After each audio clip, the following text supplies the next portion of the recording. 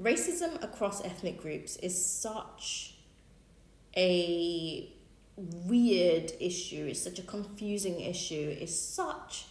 Sometimes it's a taboo issue because people don't actually want to admit that it exists. And I just wanted to talk about it because this morning I've been thinking about a couple of things in my life and in the lives of my loved ones that have happened that I would never forget. So one of the things is to give you a background about myself. So I am half black and half South Asian. And during the time my parents were married and were together, there was a particular point in my childhood when there was a comment made to me, and I can never get it out of my mind. So we were, I don't know what was happening that day, but it was lots of family were just together, and I was sitting with an adult cousin of mine, and I don't know what we were talking about, but there was a point where he said to me that you want to marry an Asian when you grow up, don't you? You don't want to marry a black person, do you? And I was like, yeah. Like, you're a child. I was about 6 or 7. And I'm trying to be agreeable, which is what I've been taught to do all my life, is to be agreeable. So I'm being agreeable. But in my mind, it's very confusing to me, that message, because my mother is black. And so I'm thinking, well, what's wrong with my mother?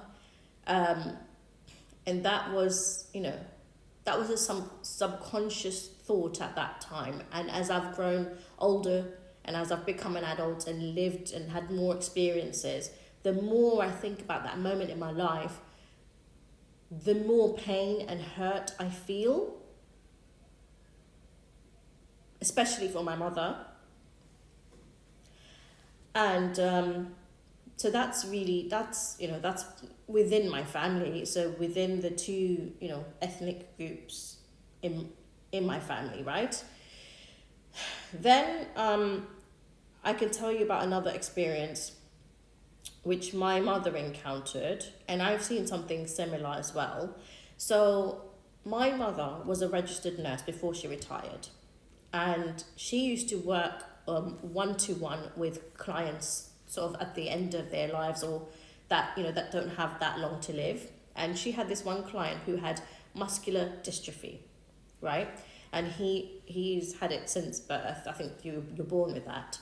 And so he was bedbound, and my mother was one of their favorite nurses. And to the point where the patient actually asked my mother to marry him.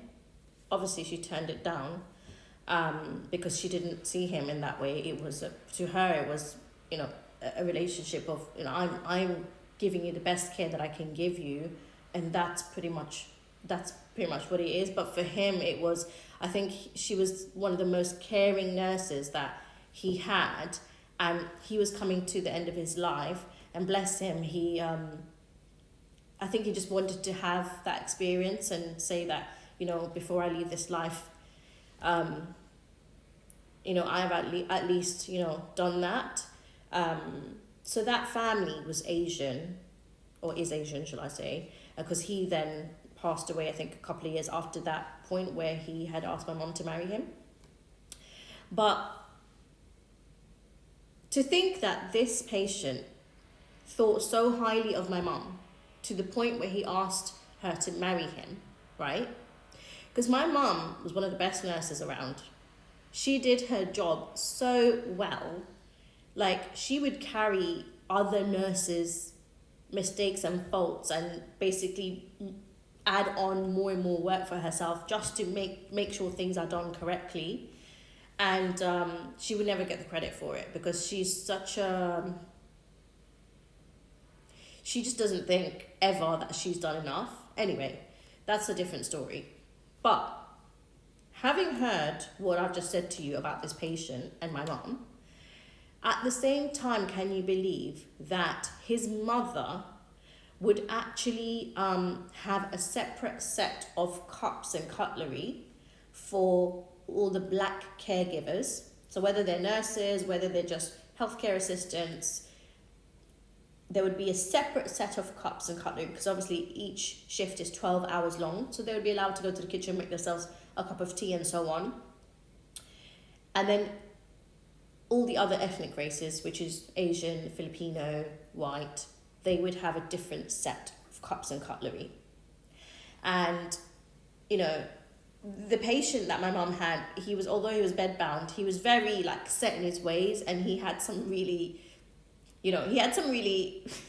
irritating ways. Like, you know, he was very particular about certain things. He would, I don't know, he wasn't very emotionally kind to his caregivers, let's put it that way. And my mum one day just had enough, and I don't know what happened, and she actually confronted him and his mum about the fact that she keeps a separate set of cups for all the black caregivers. And and that's one of those other things where, you know, any time I talk about that or think about that, it just enrages me. We are born the way we are born. There is nothing wrong with having brown skin or white skin or pink skin or whatever you want to describe your skin color as. There is nothing lacking when it comes to anyone's skin color. And the fact that there are still people out here that are not even willing to share the same cup. Like, we're not talking about sharing. You're going to wash a cup. You're going to make sure it's clean before the next person uses it, but you still don't want to, like, you still think that's an issue. That's a big problem. That is a massive problem, and we need to address it.